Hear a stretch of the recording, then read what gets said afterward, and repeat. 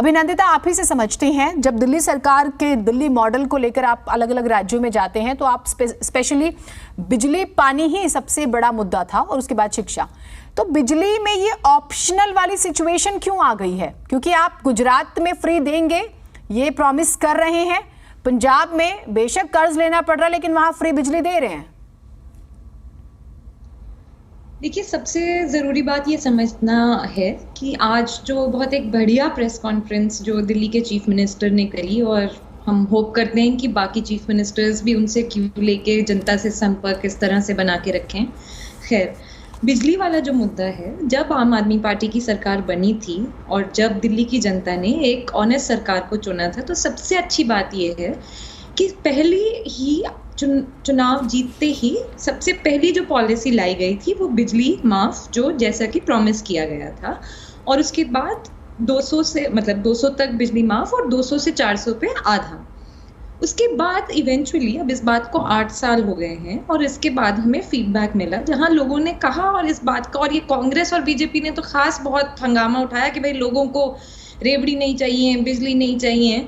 It made sense कि जो हमें जनता से भी फीडबैक आया कि अब हम ये ऑप्शन दे रहे हैं कि अगर आपको सब्सिडी नहीं चाहिए तो आप वो ऑप्ट कर सकते हैं, अगर आपको सब्सिडी चाहिए तो आप वो ऑप्ट कर सकते हैं। हर एक पॉलिसी में 3 चीज़ें हैं। एक है इंटेंट, किस तरह से आप किस नियत के साथ आप वो पॉलिसी बना रहे हैं।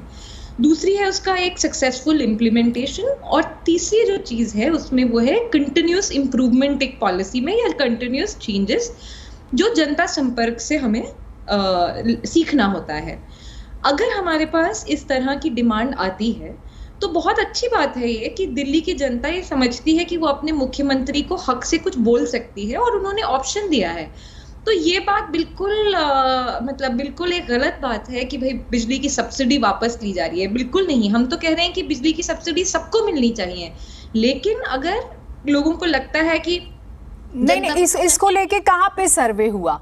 क्योंकि ये समझना इसलिए जरूरी है कि अब ये कहा जा रहा है कि आप अगर 31 अक्टूबर तक नहीं भरते हैं फॉर्म, एक नंबर बकायदा जारी हुआ है, उस पर या तो आप मिस कॉल करें या फिर आप हाई लिख के मैसेज करें और आपको एक लिंक मिलेगा। तो इसकी नौबत क्यों आन पड़ी? अगर आप सबको ही देना चाह रहे हैं तो फिर मैं यही समझना चाह रही हूँ कि क्यों मैं अप्लाई करूँ कि मुझे सब्सिडी चाहिए।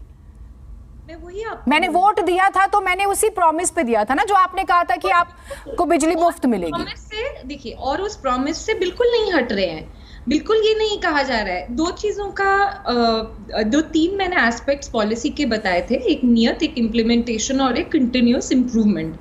अगर आप ये देखें तो इतना डिटेल में जो आज बताया गया कि 3 तरीके होंगे जिससे आप अपनी सब्सिडी के लिए अप्लाई कर सकते हैं। एक, आपके इलेक्ट्रिसिटी बिल के साथ फॉर्म आएगा। इलेक्ट्रिसिटी बिल तो सभी लोगों का आता है और उसी बेसिस पे लोग अपना उसका भुगतान करते हैं, भुगतान करते हैं।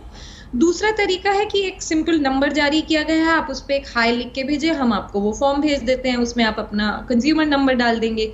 तीसरा ये है कि बहुत सारे ऐसे लोग हैं, जैसे कि आप भी होंगे, मैं भी होंगी, हमारा बिजली का बिल हमने अपने मोबाइल फोन से कनेक्ट किया हुआ है, तो आपको वो SMS आ जाएगा और आप उसमें एक बहुत ही सिंपल फॉर्म में उसको आप अप्लाई कर सकते हैं। तो इम्प्रूवमेंट ऑफ और फीडबैक ऑफ पॉलिसी। अभिनंदिता, मेरा बेसिक सा सवाल है कि जब आप लोग वोट के लिए आए थे तब आपने कहा था कि हम ऐसी शर्त लाएंगे। मैं सिर्फ सिंपल समझना चाह रही हूँ क्योंकि लोग इस बारे में चर्चा कर रहे हैं कि ये क्या ऑप्शनल, या तो आप ये चीजें समझा दें। आप कह रहे हैं कि हम ये नहीं कह रहे कि हम सब्सिडी वापस ले रहे हैं, बिल्कुल ठीक बात है, मैं भी नहीं चाहती ये कन्वे हो यहाँ से, लेकिन वो कह रहे हैं कि ये शर्त क्यों आ गई, क्यों एक डेट दे दी गई है और क्यों मुझे ये कहना पड़े कि नहीं मुझे सब्सिडी चाहिए। वोट लेते वक्त तो ये नहीं कहा गया था कि आपको हम 2 साल बाद ऑप्शन का एक फॉर्म भेजेंगे। मैं ये समझना चाह रही हूँ आपसे। देखिए,